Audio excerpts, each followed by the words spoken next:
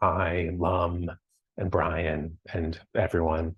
I'm going to do Journal 41 in a minute, but I'm a little bit distracted because, like, right there, Marie is playing Luigi's Mansion, the Switch one. And we got this game forever ago, and it just sat in the closet, like sealed. And we finally opened it today because it's October and we have seasonal entertainments. And this is one of them for this season. Um, and there's just these little bursts of beautiful music and like Charles Martinet's voice, the little like guttural noises and stuff. They're so sentimental. And it's like the perfect October mood. And while she's playing, I'm going to read a journal I wrote in January. So, oh, she did die once. Maybe she doesn't want me telling you this, but at the beginning, there's like the boo with the ring pop hat, and she thought it was a cutscene, and then like he came up with a mirror frame or whatever and captured her, but not since. Not since. And that leads us into today's topic, Mirror, Mirror. Journal 41, First Arzox, Day 13, 2023 afternoon. Hi, everyone. Side quest aside, I've been writing about audiences lately, who the books are for. I mean, specifically, who are you writing for? The closer I get to completion, the more commonly I'm asked about that. And whenever I'm subpoenaed to identify my target, I prefer not to snitch because you never really know who will connect with the work and who won't. In general, though, it seems like all effective art functions as a mirror.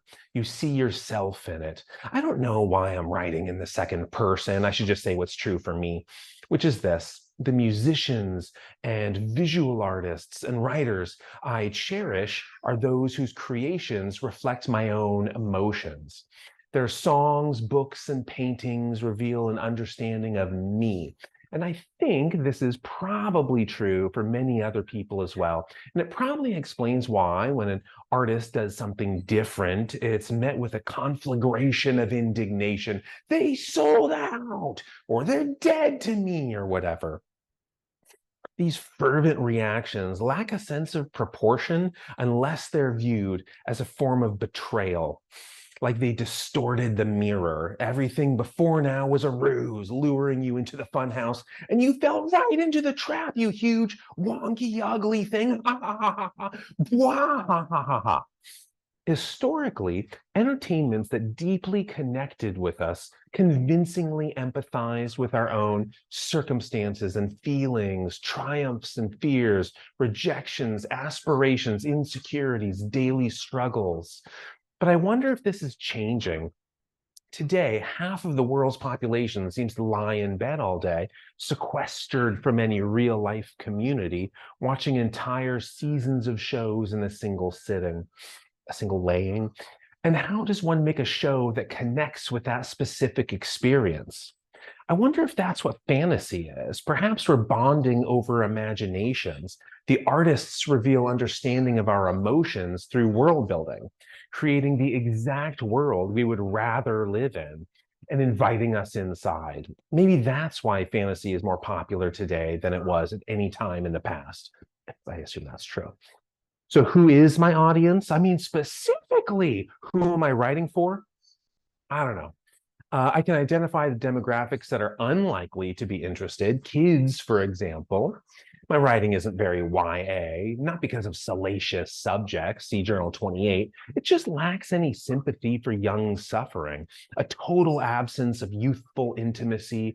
There are no characters hazarding the sexual sweepstakes, caught in the clutches of hormones they're too young to understand.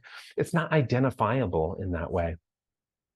When a teenager asks for reading recommendations, I never recommend Christopher Hitchens or Oscar Wilde. I usually suggest Harry Potter. If they make it all the way through that series, we'll come up with something else, a tiny bit more mature, gradually working our way to Wilde. Let me apply a defensive caveat here before the inevitable accusation lingers long enough to get infected. I am in no way comparing myself to Wilde or Hitchens or anyone else so mythical. I just mean my writing won't be palatable to young readers. Sentences aside, the protagonist is a 30-something-year-old with back pain. How many middle schoolers can identify with that role?